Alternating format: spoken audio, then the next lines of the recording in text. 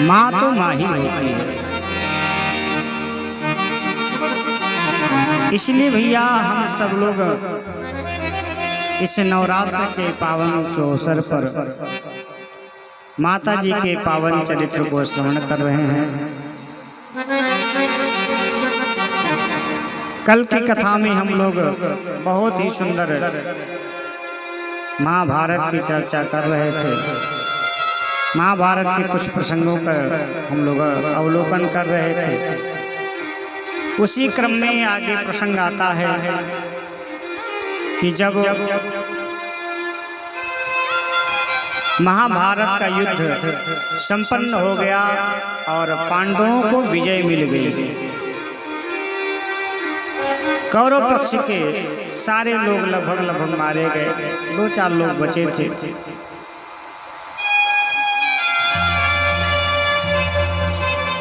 भगवान ने पांडवों से कहा कि अब तुम लोग जीत गए, तुम लोग राजा बन गए, सब कुछ संपन्न हो गया है, चलो हम लोग थोड़ा कहीं से घूम के आते हैं। तो पांडवों को लेकर के भगवान घूमने की दृष्टि से चले गए, भ्रमण करने चले गए। सारे लोग तो वीर गति को प्राप्त हो चुके थे, केवल दुर्योधन बचा था जिसकी जांघ टूट गई थी और कुरुक्षेत्र में पड़ा हुआ था।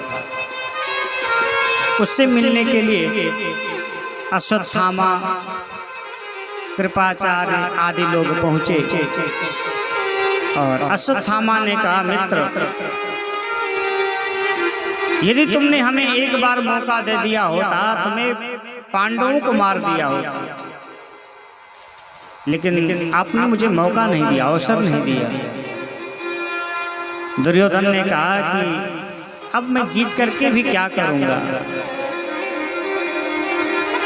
यदि मैं जीत भी जाऊं तो मैं जीत कर अब करूंगा क्या? ना तो मेरे भाई रहे, ना तो मेरे स्वजन रहे, सारे लोग तो मृत्यु को प्राप्त हो गए। यदि मैं अब जीत भी जाऊं तो मैं जीत कर क्या करूंगा? लेकिन मुझे हारने का कष्ट नहीं है। दुर्योधन ने कहा, मुझे हारने का कष्ट नहीं है, मेरे भाई मर गए इसका भी मुझे कष्ट नहीं है, मेरा राज्य चला गया मुझे इसका भी कष्ट नहीं है। अश्वत्थामा ने कहा, फिर आपको कष्ट किस बात का है? दुर्योधन ने कहा, मुझे सिर्फ इस बात का कष्ट है कि हम 100 भाई थे, 99 तो मर गए, अकेले हम बच्चे हैं भी मरने वाले। तो 99 भाई मर गए, हम भी मरने वाले हैं, और हमारे जितने सगे संबंधी थे सब मर गए। लेकिन दुख इस बात का है कि 5 पांडवों में से एक भी नहीं मरा। अगर एक भी मर गया होता तो मुझे कष्ट नहीं होता, लेकिन एक भी पांडव नहीं मारे गए, इसलिए मुझे बड़ा कष्ट है। अश्वत्थामा ने कहा, तो यदि आपने मुझे आज्ञा दिया होता तो एक पांडव की बात करते, मैं 5 पांडवों को मार दिया होता, 5 पांडवों को मार दिया होता। दुर्योधन ने कहा, कैसे? कहा, वो हमारी जिम्मेदारी है। तो तुरंत दुर्योधन ने अपने शरीर से निकलने वाले रक्त को लेकर के और उसी रक्त से चंदन लगा दिया, तिलक कर दिया अश्वत्थामा के मस्तक पर। जाओ, यदि तुम्हें अपने बल पर, अपनी विद्या पर इतना ही विश्वास है तो जाओ पांडवों को मार के ले आओ।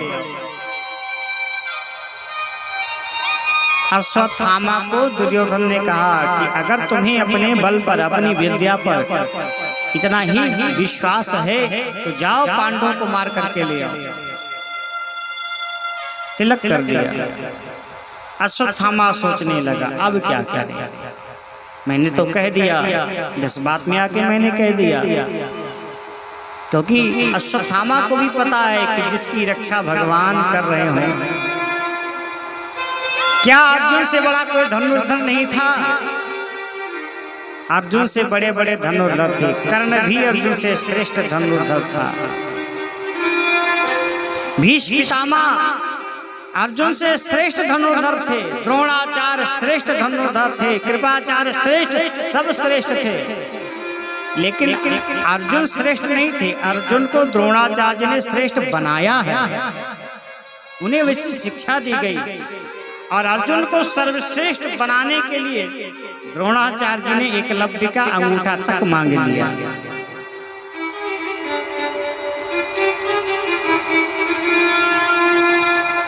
तो अश्वत्थामा को ये बात पता है कि जिसकी रक्षा भगवान करते हैं ना, उससे कोई मार नहीं सकता। कौन मार सकता है उसको जिसका हरि रखवाला रे, सारा जग अपना है उसका, जो है हरि का प्यारा रे। सारा जग अपना है उसका, जो है हरि का प्यारा रे। सारा जग अपना है उसका, जो है हरि का प्यारा रे। सारा जग अपना है उसका, जो है हरि का प्यारा रे। सारा जग अपना है उसका, जो है हरि का प्यारा रे।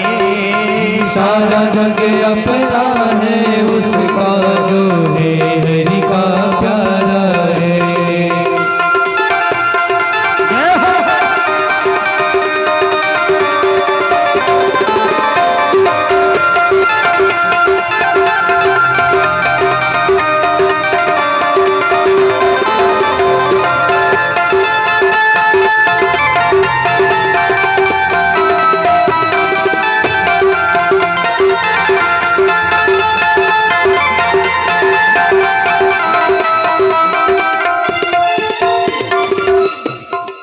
जिसकी रक्षा भगवान करे उसे कोई मार सकता है क्या?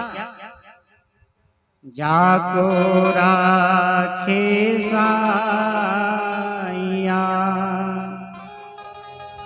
मार सके ना को, बाल न बांका कर सके, जो जग बैरी हो। सारा संसार एक तरफ खड़ा हो जाए और भगवान का भक्त एक तरफ खड़ा हो जाए ना, तो सारा संसार एक तरफ भले ही खड़े हों, लेकिन उस भक्त का एक बाल भी बांका नहीं कर सकता। और मुझे तो कभी कभी बड़ा आश्चर्य लगता है कि भगवान इतने सरल हैं, इतने सहज हैं कि एक बार भी अगर कोई व्यक्ति जाने अनजाने में भगवान के शरण में चला जाए तो भगवान उसे अभय प्रदान कर देते हैं।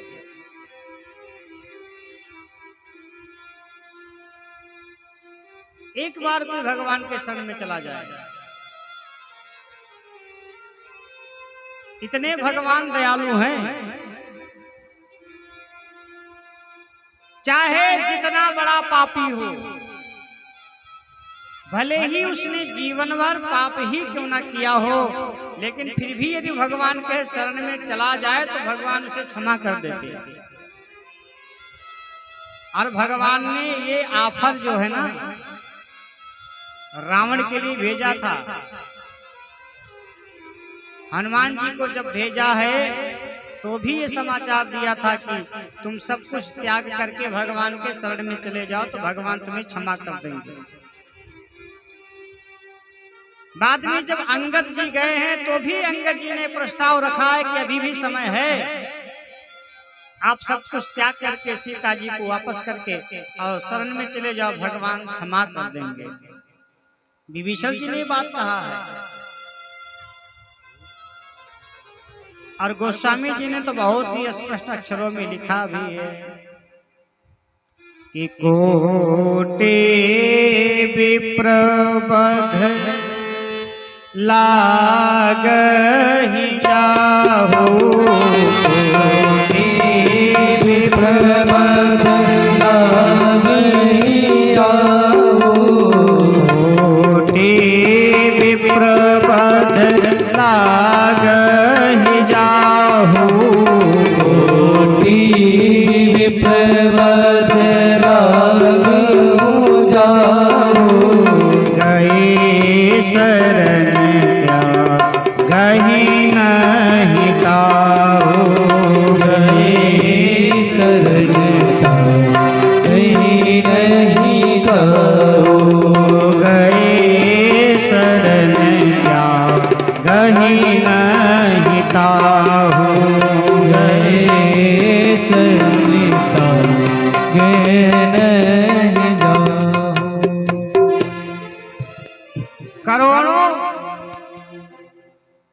दोष के समान ही क्यों ना पाप लगा हो, यदि भगवान के शरण में चला जाए तो भगवान उसके दोष को ना देख करके उसे क्षमा कर देते हैं।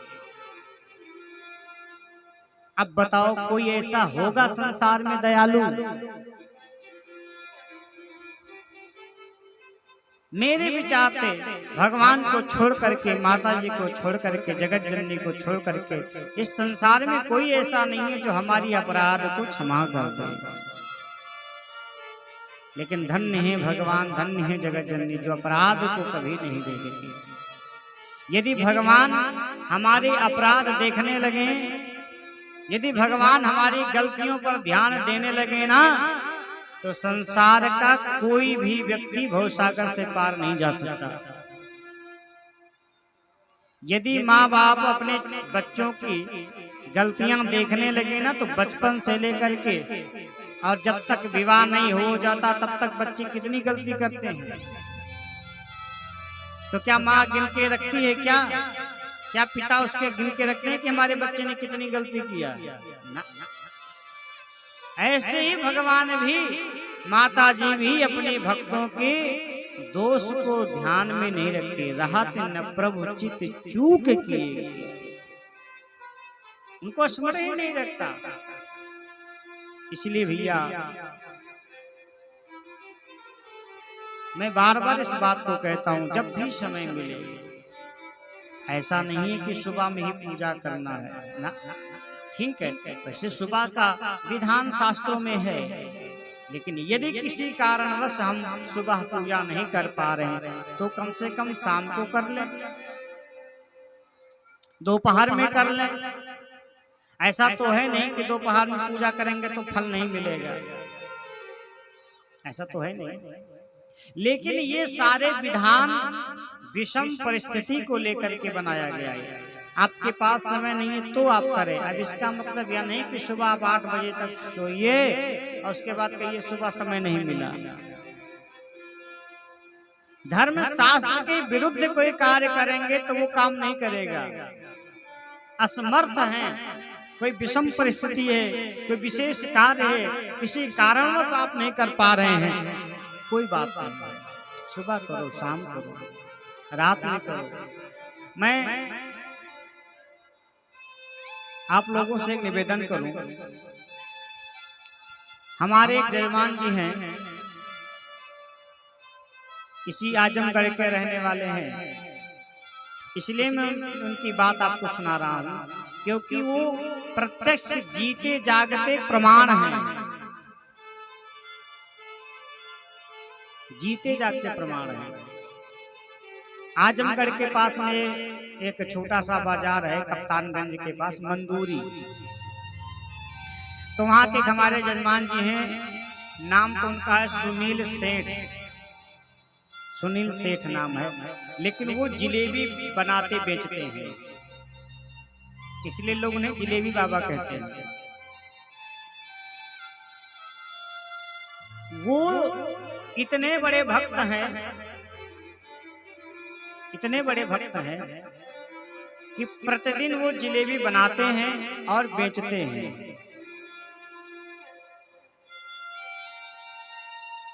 उनकी दुकान बहुत बड़ी दुकान भी नहीं है, छोटी सी पान की जो गुमटी होती है ना, वैसे ही छोटी सी दुकान है, लेकिन लंबी लाइन लगती है खरीदने वालों की, लंबी लाइन। खैर ये तो बहुत जगह होता है, उससे मतलब नहीं है जो मैं कहना चाह रहा हूं। और इतनी उदार मूर्ति हैं कि यदि किसी के पास पैसा नहीं भी है तो पहुंच गया तो उसे वापस जाने नहीं देते। ऐसा नहीं कि वो पहुंच गया और उसे जिलेबी खानी है, पैसे नहीं है तो वापस चले ना, खा के जाओ, पैसा होगा तो दे देना, नहीं होगा तो कोई बात नहीं। और सबसे विशेष बात मैं इसलिए इस बात को कहना चाह रहा हूं कि उनकी सबसे विशेष बात क्या है कि वो दुकान तो करते हैं, 8 घंटा 9 घंटा 10 घंटे तक दुकान पर बैठते हैं, इसके बावजूद जब भी वो घर लौट करके आते हैं तो चाहे 9 बज जाए, चाहे 10 बज जाए, चाहे 11 बज जाए, जब तक वो पूजा नहीं कर लेते तब तक सोते नहीं। और अभी जल्दी की बात है, 10 दिन लगभग हुए होंगे, 10 दिन पहले की बात है। उनका एक चेला था, साथ में रहता है दुकान पर। एक दिन फोन कर दिया हमारे ऊपर मोबाइल से और वीडियो कॉल बात करने लगा। तो हमने कहा कि भाई जलेबी बाबा कहाँ है। उस समय लगभग 10 लगभग बज रहे थे रात के। ले गया तो हमने स्वयं देखा कि 10 बजे रात को मंदिर में बैठ के पूजा कर रहे थे। हमारे कहने का मतलब क्या है? क्या वो काम नहीं करते क्या? 8 घंटे 9 घंटे दुकान पर रह करके वो जलेबी बेचते हैं। उनकी पत्नी है, बच्चे हैं, घर है, परिवार है, नातेदार रिश्तेदार सब है। और आप उनके क्षेत्र में जाकर के देख लेना, उनके क्षेत्र में किसी व्यक्ति से आप पूछ देंगे कि तुम जलेबी बाबा को जानते हो, बच्चा बच्चा उनके बारे में बताएगा। और इसलिए मैं बता रहा हूँ इस बात को कि जब मैं वहां गया था तो मैंने किसी भी व्यक्ति के द्वारा उनकी बुराई नहीं सुनी। तो यदि उनके अंदर गुण नहीं है तो आखिर लोग उनकी बड़ाई क्यों कर रहे हैं? इस बात को मैं इसलिए कहना चाह रहा हूं भैया कि करने वाला व्यक्ति रहेगा तो ठीक है, सुबह नहीं समय मिला कोई बात नहीं, यदि शाम को समय मिल रहा है तो शाम को ही आराधना करो, भजन करो, शाम को पूजा करो। लेकिन कम से कम 24 घंटे में 1 घंटा ही भगवान को देव निवेदन करो। 1 घंटा भगवान को दो। भगवान ने हमें 24 घंटे का समय दिया है और हम कितने घंटे भगवान को देते हैं? 10 मिनट पूजा आरती करेंगे, वो भी इतनी जल्दी जल्दी जैसे लग रहा है कि ट्रेन छूट रही है। कैसे भगवान खुश होंगे? सारा कुछ दिया हुआ भगवान का है। शरीर किसने दिया? भगवान ने। हा? इतना सुंदर शरीर दिया है, किसने दिया है? भगवान ने दिया है। और फिर भी हम लोग कहते भगवान कृपा नहीं करते हैं? एक बल्ब फ्यूज कर दिए होते तो कैसा रहता है? नाक काट दिए होते तो कैसा रहता? एक हाथ नहीं रहता तो कैसा रहता? यानी भगवान ने इतने सुंदर सुंदर अंग दिए हैं और ये कोई साधारण नहीं है। लोग कहते हैं ना हम बहुत गरीब हैं, लोग कहते हैं बहुत गरीब हैं। क्या कोई गरीब है? और जिसको लगता है कि हम गरीब हैं, एक हाथ काट दो 5000 रुपया मिलेगा, कोई काटेगा? एक किडनी बेच दीजिए, लाखों रुपए मिलेंगे। एक आंख बेच दो, 1 लाख 2 लाख तो मिल ही जाएगा। और फिर भी लोग कहते हैं हम गरीब हैं। संसार में भगवान ने किसी को गरीब बनाया ही नहीं है। भगवान ने ना तो किसी को गरीब बनाया है, ना तो किसी को अमीर बनाया है।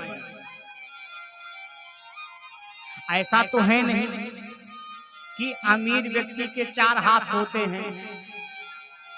देखें आप लोग, किसी अमीर व्यक्ति के 4 हाथ देखे हैं? या 4 कान देखे हैं कि 4 कान बना के भेज दिए? या 10-20 पैर लगा दिए हों? भाई अमीर आदमी 2-4 पैर ही लगा दो, ऐसा तो है नहीं। जो गरीब व्यक्ति है उसके पास भी 2 हाथ है, 2 पैर है, 2 आंखें हैं, 2 नासिका है, 2 कान है, मन बुद्धि चित्त अहंकार शरीर है। जो अमीर है उसके पास भी है। लेकिन अमीरी गरीबी ये हमारे भाग्य पर, हमारे कर्म पर निर्भर करता है। हम जैसा कर्म करते हैं वैसे फल हमें मिलता है। अमीर वाला करेंगे तो अमीरी मिलेगा, गरीबी का करेंगे तो गरीबी मिलेगा। इसलिए भैया भगवान ने विषमता नहीं रखा, समता, एक जैसा सबको बनाया है। लेकिन हम लोग ही हैं जो अच्छे बुरे कर्म कर करके फंस जाते हैं। इसलिए भैया मैं बार बार इस बात को कहता हूँ कि हमारा भाग्य साथ दे, इसकी क्या गारंटी है कोई गारंटी? हमारा भाग्य साथ देगा, इसकी क्या गारंटी है? कोई गारंटी नहीं है।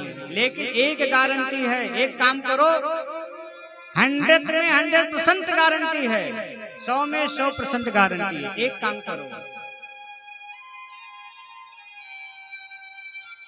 भाग्य साथ देगा कि नहीं देगा इसकी तो कोई गारंटी नहीं, लेकिन एक काम अगर करो ना, एक काम, तो भाग्य में अगर नहीं भी लिखा होगा तो लिख जाएगा। यदि भाग्य में नहीं भी लिखा है तो लिख जाएगा।